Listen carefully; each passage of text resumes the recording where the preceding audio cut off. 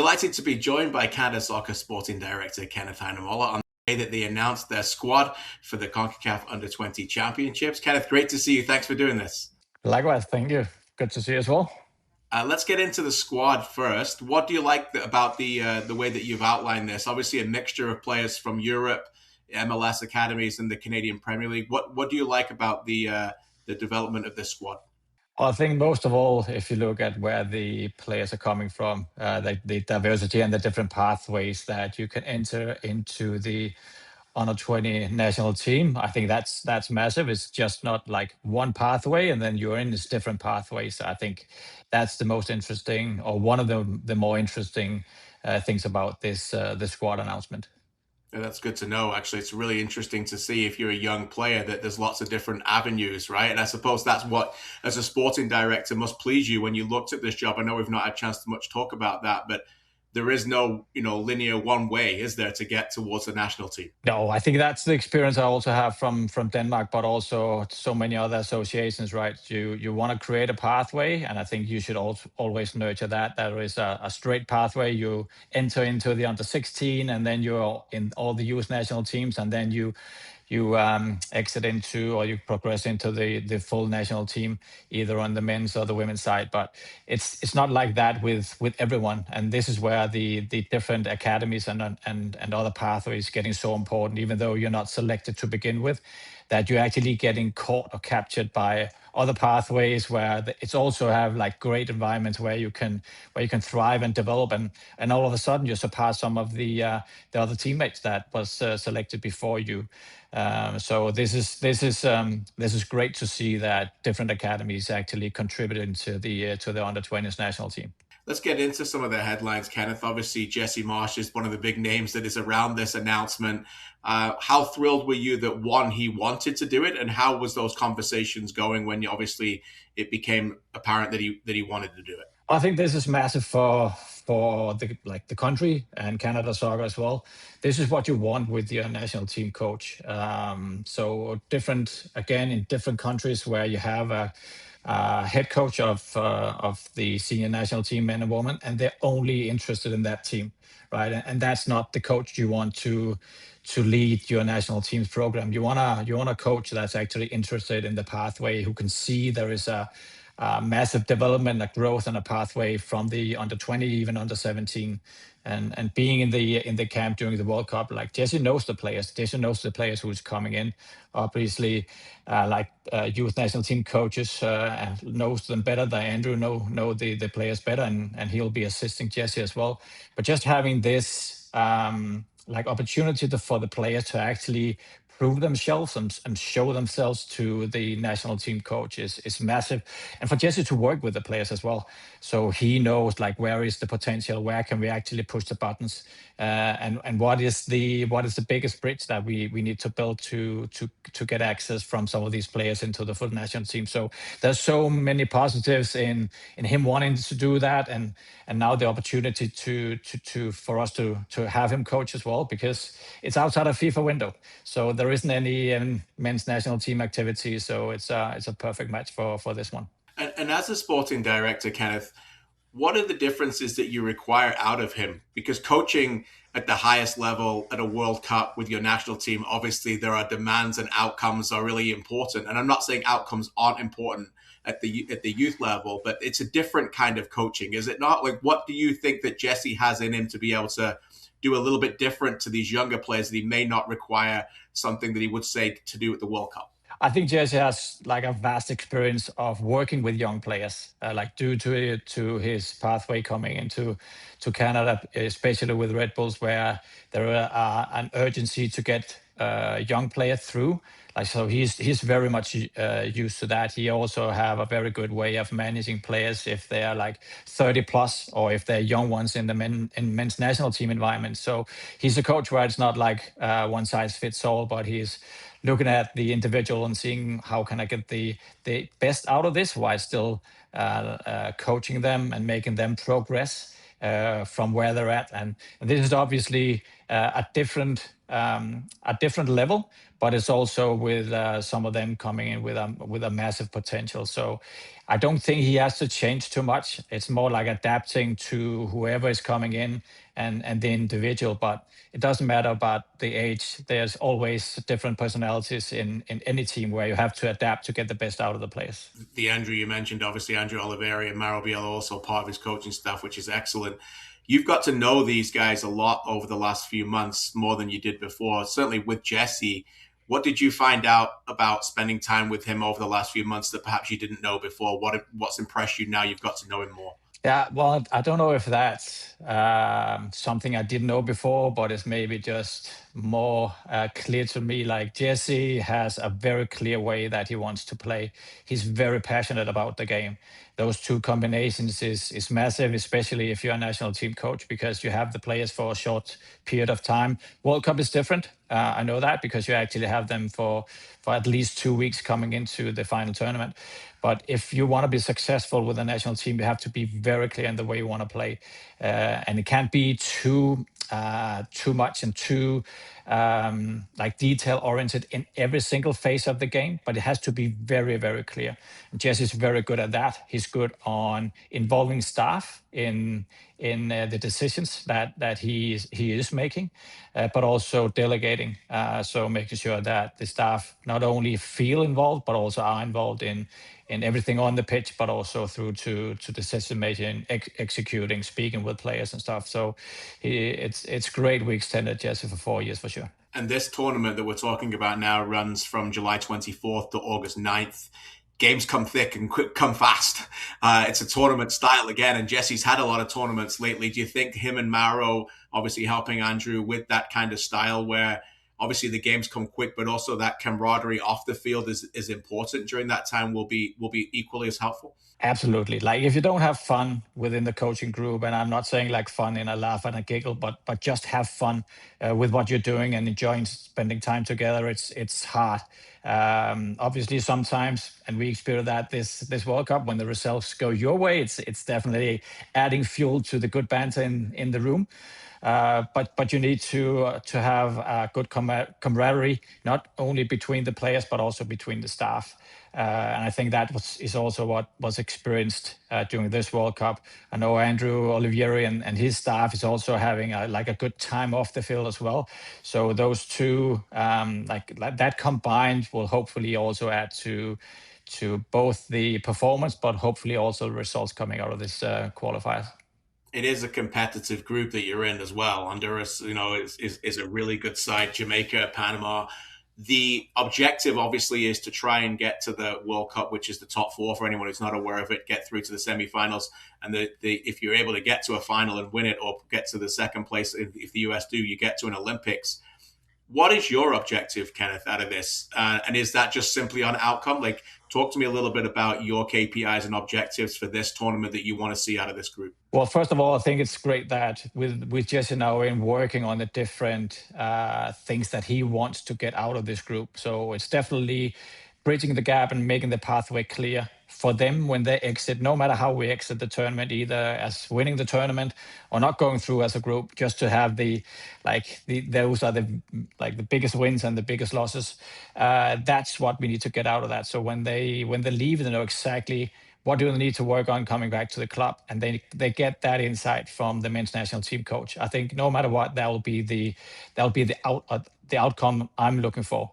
On the result side, like obviously under 20, it is still like a youth and it's still looking at potential and performance, but this is also result driven. I think when you look at the most successful teams going into the senior World Cup, those players have had a lot of experience on the youth side, playing under 17 World Cup, under 20 World Cup. Now, Canada haven't qualified in 19 years coming into this under 20. And obviously that will be like a massive result for us. This is something that I think we are capable of. Like we seated like third in the group, so obviously we need to play our best to get out of the group. And then it's one knockout match. If you win that, then you're in the World Cup. I do know that Jesse and the team do want to compete for the Olympic, but like we don't know that going into this tournament is like, so what are the other rosters coming in? Who do they have coming in? Because this is outside a FIFA window, right? So we cannot actually we can't get all the players in that we want. Other teams cannot do that either, but potentially they have all in, and maybe we have not. So it depends a little bit on the squad that you bring in. But like I would really hope that after this summer we have qualified for the World Cup. I like that, a realistic expectation. Just for anyone's aware, 8 get through, so you can get through to the knockout round by finishing a third in your group if you're one of the best third place teams as well. Kenneth, a few more with you if you don't mind. Like when you took this job, and obviously it was a big coup for Canada Soccer to get someone like you, when you did a big deep dive on the pathways, the academies, all the way down to the grassroots, what were some of the challenges that you highlighted that you feel like that Canada Soccer needs right away to continue to get better at? Yeah, I think I highly likely wouldn't get a lot of praise to say Canada is a massive country, and that's one of the biggest like speed bumps for this. Everyone knows that, but it's also how to bridge it. For me, I think one of the key things we have to look into is getting alignment, not just through from youth national teams to senior national team, but across all our national teams. Making sure that we have a very specific style of play, because that's how you can actually utilize in a good way your staff. So saying that if you have someone maybe coming from under 19 on the women's side, and all of a sudden Manchester United wants her or him to be their coach, we have a succession plan already, and we can take that from the under 16 boys side because we play it exactly the same way. We speak about the game in the same way, we use the same phrases, but mostly like we have the same approach to the game. I think that's going to be key for Canada to be successful. That we combine our insights across national teams, not just with like from youth to senior, but also across. And that's also how you can retain some of the coaches, potentially having pathways. I think hopefully we'll make sure that some of our coaches at some point will, be selected for the top 5 leagues because we're actually doing a good job and they're doing a great job. And then we have someone in place just to replace them. And all of a sudden, like the most talented coaches can look at Canada Soccer. They will like, well, there's actually a pathway. You can go into Canada Soccer, you can improve on what you're doing, and then you can actually take the next step. So I'm not saying come into Canada Soccer because you want to take the next step. Come into Canada Soccer because you want to be the best coach you can actually be, and we should be able to do that for the sake of the coaches, but also for the sake of our national teams, having a very aligned approach across the national teams, finding pathway for coaches and players, and hopefully that's something that we can build within the next couple of years. Good answer. So as a sporting director, that's what you want to see on the field. And as you alluded to, getting some of the coaches in there, is it simply empowering more of those coaches? Is it down to communication? Is it down to having someone in your role that allows now that to be executed that hasn't happened in the past? I've been speaking to like all 3 also MLS clubs, right? Speaking to the leagues, the CPL, the NSL, speaking to all the national team coaches that we have, and everyone is like working very hard, like working very much to make sure that we go in the right way. But it's also aligning these things, and some of the things are aligned. So if I go into the youth national teams, speaking to the coaches, they're aligned, but they're not aligned to the youth national teams on the men's side. If I was speaking to the girls, so everyone is doing an amazing job. It's just not like fully coordinated or fully aligned, and I think that's going to be one of the key things I have to look into is making sure things are aligned. Now, everyone is so happy when we speak about alignment, but they would like it to be aligned to what they're doing. And this is where we have to be smart around finding out. So what is the alignment that we're going with? And then deciding this is the approach we're having on the pitch, off the pitch. Also like speaking about pathways with clubs and leagues, provinces, so on and so forth, to make sure that we as a Canada ecosystem is becoming more aligned, and we as a national team like Canada Soccer is also like very much on top and being aligned as well. Yeah, I like that. A couple more with you before I let you go. It feels, Kenneth, that this is the time now. Like it feels like that we've captivated the country, and we've seen the men's team make the last 16 of the World Cup, and we've had millions of people loving the sport and watching it and galvanizing it and bring them together. And many people would say that is, in some people's minds, the top of the mountain. But for someone like you, is that not base camp? Is that not like, okay, now's the time to go to work because we can see what is going on, and not necessarily rest on our laurels and have the ability to produce the next world-class players in because of what's happened? Is that fair? Yeah, that is very fair. I think this summer is something that hopefully so many people is going to remember for a long, long time, maybe even for a lifetime. Because having a home World Cup for the men's like that is not something that highly likely we're going to experience in our lifetime. But this should not be the key event or the top event. It's more like a cornerstone on what we're trying to build. So now the interest and the eyes are on us to make sure that we're actually building from it. We cannot make this experience and this event slip through our fingers. It's something we have to build on. So it's a great opportunity, but it's also something we have to work very hard on capitalizing on. Not meant in a negative way, but because people are now actually paying more attention into what we're doing and to the men's national team. It's always been on the women's national team. This is also an opportunity now to start building something. I think we have someone or something ready to actually to go with. We've looked at like what are the issues we need to address, who are the different entities we need to communicate with, and now it's time that we start building on that. So yeah, it's more like we kind of get out of the World Cup and then having a breather. It's actually getting out of World Cup, and now we have to work. Time to go to work. And the professional level, seen tremendous growth already on the NSL side from the women's game. We've seen some players coming back from Europe and WSL to play there. And the Canadian Premier League features 3 players back to this announcement that you've made today. Shola Jimo, obviously from Inter Toronto. Kozlowski's a real good player in Ottawa as well, and Zane Bruno in Hamilton. What's your opinion of the CPL now you've been able to watch it this season in your new role? I think it's a great opportunity to. So previously, if you're a very good player, you could hopefully get into the MLS. If you couldn't get into the MLS, you had to look for options overseas if you wanted to play in the pro game. But now that you graduate from academies, and even if you are an academy, you can actually be in academy so many different ways than just being in with the MLS team. So this again about having different pathways. It's so important. If you're not getting selected for like either an academy or an MLS team, there is still a safety net. There's still somewhere you can go. Like CPL is there, but also if you're not getting selected for CPL, there is like different pathways that you can actually hope for to develop these players, and this is critical because there's so many teams, there's so many countries around the world where even though that they are like the top, maybe the top 8, they don't get the selection right when they're young. And if you don't have any kind of safety net to say, well, now there's also an opportunity over here, then they just stop. They might be starting to playing a different sport, and they just stop completely.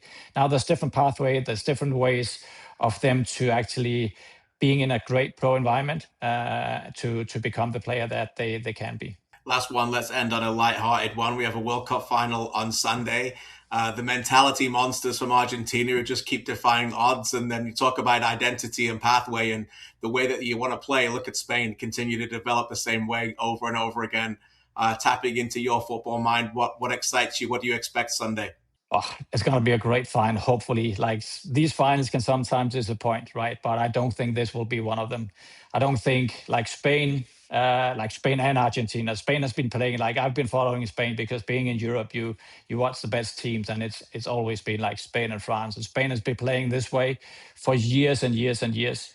I'm not saying this is the way the game has to be played, but they are so aligned with the way they're approaching. They do that when they play San Marino.